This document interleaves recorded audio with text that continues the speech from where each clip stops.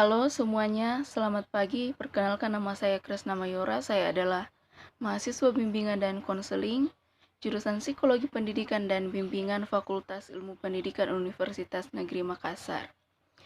Dalam video ini saya akan memberikan sebuah layanan klasikal dengan topik manajemen waktu.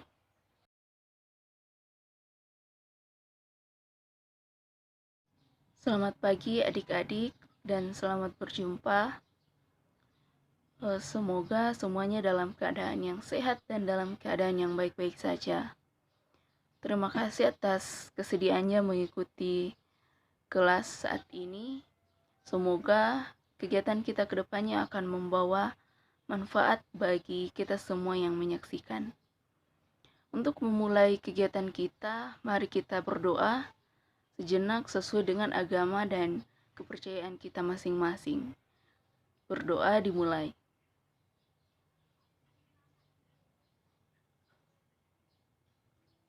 Selesai. Baiklah adik-adik, untuk memancing semangat kita dalam mengikuti kegiatan hari ini, kita akan melaksanakan sebuah permainan. Permainan ini disebut dengan permainan petunjuk 5 jari. Saya akan menjelaskan aturannya. Saya akan memberi kalian petunjuk menggunakan kelima jari saya. Jika saya mengatakan jempol, kalian harus menjawab saya. Jika saya mengatakan telunjuk, kalian akan menjawab kamu. Jika saya mengatakan tengah, kalian akan menjawab dia. Lalu jika saya mengatakan manis, kalian menjawab kami. Dan jika saya mengatakan kelingking, kalian menjawab kalian. Apakah sudah dipahami? Kalau sudah dipahami, mari kita mulai permainannya. Saya akan mulai. Kelingking, tengah, telunjuk, ibu jari, manis, kelingking, manis, telunjuk. Ya, bagus sekali. Semuanya sudah. Karena kita semua sudah bersemangat dan fokus, saya akan menyampaikan topik yang akan kita bahas bersama-sama pada hari ini. Topiknya yaitu keterampilan mengatur waktu. Kemudian tujuan dari kita mempelajari keterampilan mengatur waktu adalah yang pertama, peserta didik mampu untuk mengetahui hal-hal yang perlu diperhatikan dalam mengatur waktu. Yang kedua, peserta didik mampu menghargai waktu. Dan yang ketiga, peserta didik mampu mengatur kegiatannya secara terjadwal dan mengikutinya secara konsisten. Untuk membahas topik tersebut, kita akan lakukan melalui diskusi kelompok. Dan karena kegiatannya ini akan kita lakukan dalam diskusi kelompok, tentunya kita akan membagi kelompok terlebih dahulu. Saya akan membagi kelas menjadi 4 kelompok dengan jumlah masing-masing 5-6 orang setiap kelompok. Kemudian setiap kelompok akan diberikan lembar kerja untuk didiskusikan bersama. Setelah itu semua kelompok bergantian menyampaikan hasil diskusinya. Apakah kita dapat memulai kegiatan selanjutnya atau masih ada hal-hal yang perlu ditanyakan? Baiklah, jika sudah tidak ada lagi, kita akan memulai tahap yang berikutnya. Sebelum memasuki diskusi kelompok saya akan memberikan penjelasan singkat terlebih dahulu mengenai mengatur waktu. Waktu yang kita punya adalah 24 jam dalam sehari untuk bisa mempergunakannya dengan tepat dan efisien menurut kebutuhan masing-masing individu. Akan tetapi, tidak semua orang dapat melakukan hal itu dengan baik. Oleh karena itu, ada istilah yang kita kenal sebagai manajemen waktu atau keterampilan mengatur waktu. Pengaturan waktu dapat membantu kita meningkatkan kinerja dan cepat mencapai tujuan-tujuan kita. Sebelum dijelaskan lebih jauh, apakah ada yang bisa menyampaikan apa yang diketahui tentang manajemen waktu?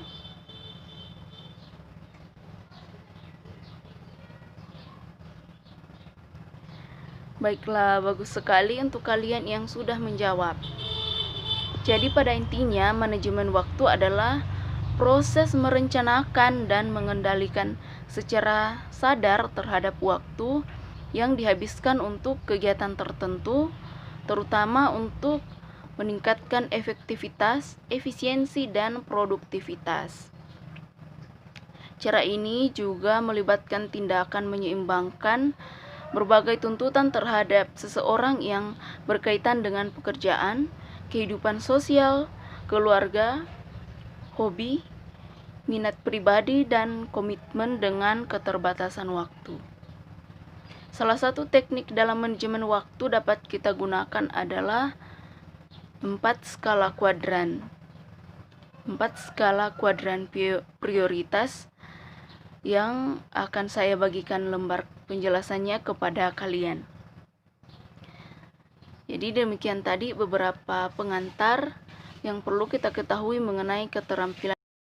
Jadi tadi saya sempat menyinggung mengenai 4 skala kuadran prioritas. Saya juga akan memberikan sedikit penjelasan mengenai 4 skala kuadran prioritas ini dan beberapa tips dalam mengisi setiap kuadrannya. Ada sebuah teknik manajemen yang disebut dengan Eisenhower Decision Matrix yang diciptakan oleh Dwight Eisenhower. Inti dari teknik ini adalah bagaimana kita bisa melakukan manajemen waktu dengan lebih baik, dengan memisahkan hal-hal yang kita lakukan ke dalam 4 buah kategori. Kategori yang pertama yaitu penting dan mendesak. Dalam kuadran ini, kita hanya boleh memasukkan hal-hal yang sangat penting dan wajib kita selesaikan di hari itu juga. Memasukkan terlalu banyak pekerjaan ke dalam kuadran ini akan membuat kita tidak produktif. Untuk menentukan skala prioritas, kita belajar untuk fokus pada pekerjaan yang paling mendesak dan paling penting. Kemudian kuadran yang kedua yaitu penting namun tidak mendesak. Memasukkan tugas dan pekerjaan yang penting dan dapat dicicil secara bertahap pada kuadran ini. Walaupun tidak mendesak, namun kita harus tetap menentukan target penyelesaiannya agar pekerjaan untuk kuadran ini bisa berjalan sesuai rencana. Hal yang harus diwaspadai adalah budaya menunda-nunda waktu. Lalu kuadran yang ketiga adalah mendesak namun tidak penting. Kuadran ini berisi hal-hal yang tidak penting namun tetap harus dikerjakan.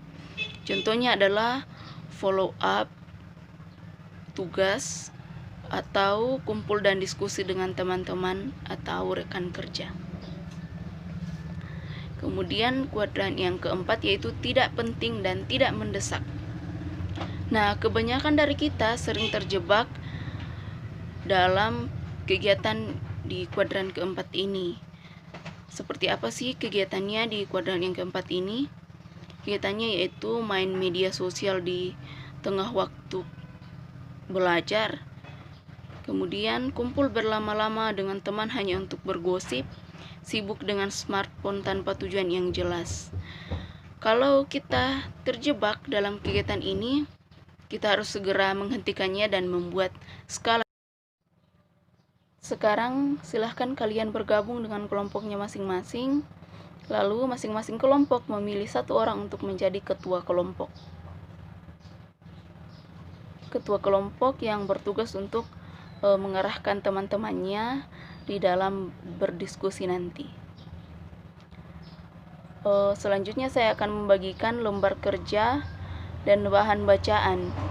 Jadi kalian baca terlebih dahulu bahan bacaan tersebut, lalu dikerjakan lembar kerjanya. Lembar kerja yang akan dikerjakan seperti ini. Nah, di lembar kerja nomor 1 kalian akan menyebutkan dan memberi penjelasan 5 5 hal yang perlu diperhatikan dalam mengatur waktu yang baik menurut pendapat masing-masing kelompok. Lalu di nomor kedua, kalian akan mengisi kegiatan-kegiatan yang sesuai untuk masing-masing kolom pada 4 skala kuadran prioritas sesuai dengan yang sudah dijelaskan pada lembar kerja dan pada pengantar tadi. Untuk mengerjakan lembar kerja tersebut, sangat diharapkan untuk kalian berdiskusi bersama-sama ya. Semua harus mengemukakan pendapatnya. Jangan ada yang diam saja dan jangan ada yang kerja sendiri. Untuk itu, tugas ketua kelompok seperti yang sudah saya sampaikan tadi adalah memimpin kelompoknya berdiskusi supaya semua anggota dapat aktif dalam mengemukakan pendapatnya. Oke, sebelum diskusi kelompok dimulai, jika ada hal-hal yang perlu dipahami, silahkan untuk ditanyakan.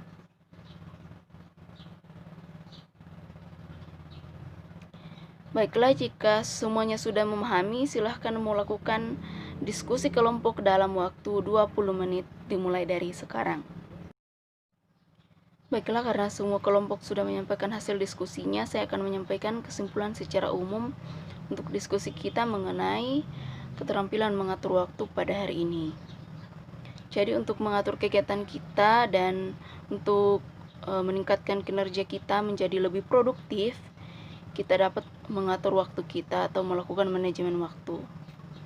Dan dalam manajemen waktu juga tidak dilakukan secara sembarangan karena ada strategi-strategi dan hal-hal yang harus kita perhatikan.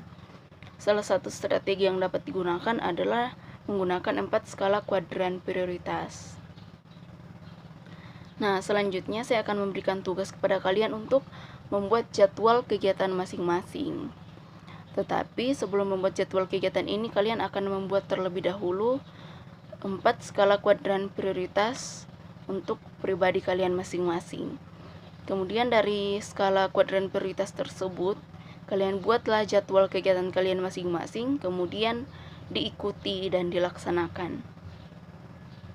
Kalian dapat berkreasi dalam bentuk jadwal tersebut supaya lebih menarik kalian untuk bersemangat melaksanakan apa yang sudah kalian masukkan ke dalam jadwalnya kalian. Jangan lupa untuk membuat 4 skala kuadran terlebih dahulu supaya kegiatan yang kalian masukkan ke dalam jadwal itu benar-benar teratur dan sesuai prioritas. Nah, sekarang untuk mengembalikan fokus kita yang mungkin ada yang sudah terbagi-bagi, kita akan melakukan sebuah ice breaking. Jadi dalam melakukan ice breaking ini saya akan bercerita, tetapi kalian harus mendengarkan dengan baik. Lalu jika dalam bercerita nanti saya mengucapkan kata sawi, kalian harus mengangkat tangan kanan. Dan jika saya mengucapkan kata sagu, kalian harus duduk. Yang salah nanti akan kita beri hukuman atau punishment. Oke, saya akan mulai bercerita. Jadi tadi pagi saya pergi ke pasar. Di pasar itu sangat ramai sekali, banyak penjual dan pembeli yang sedang melakukan transaksi jual beli. Ada yang menawar dengan harga yang serendah mungkin dan ada juga yang langsung membayar. Kemudian saya berjalan ke arah penjual sayuran. Di sana saya melihat banyak sekali jenis-jenis sayuran. Ada wortel, ada kangkung, ada tomat, dan juga ada sagu. Nah, kemudian saya tertarik untuk membeli sagu sebanyak 2 kantongan. Saya membayar sagu tersebut lalu meninggalkan penjual sayur. Ketika saya melewati penjual ikan, saya tiba-tiba teringat bahwa saya lupa membeli sawi. Jadi karena saya lupa membeli sawi, saya menitipkan sagu yang sudah saya beli kepada penjual ikan dan kembali untuk membeli sawi di tempat penjual sayur. Setelah membeli sawi, saya kembali ke tempat penjual ikan untuk mengambil sagu dan pulang ke rumah saya. Dan ceritanya selesai. Nah, yang salah tadi sesuai dengan punishment-nya, silahkan maju ke depan untuk hukumannya adalah menyampaikan kesimpulan mengenai materi yang kita bahas hari ini secara bergantian. Baiklah adik-adik, terima kasih kepada kalian yang sudah menyampaikan kesimpulannya untuk kita semua pada hari ini. Dan juga terima kasih kepada kalian semua karena sudah berpartisipasi dalam melaksanakan kegiatan kita hari ini. Saya senang kalian bersemangat dan aktif sekali dari awal sampai akhir diskusi. Saya harap kalian memahami apa yang sudah kita bahas dan lebih lanjut dapat melaksanakan tugas yang sudah saya sampaikan tadi. Semoga di pertemuan selanjutnya kalian akan dapat mempertahankan keaktifan dan semangatnya kalian. Di pertemuan selanjutnya kita akan membahas mengenai manajemen konflik dalam kelompok. Jadi saya harap semuanya hadir seperti hari ini. Nah, untuk menutup kegiatan kita hari ini, kita akan berdoa terlebih dahulu. Kita berdoa sesuai dengan agama dan keyakinan kita masing-masing. Berdoa, kita mulai.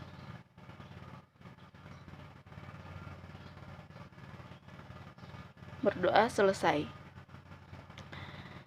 Jadi demikianlah seluruh kegiatan yang kita lakukan pada pertemuan hari ini. Semoga dapat menjadi ilmu bagi kita semua.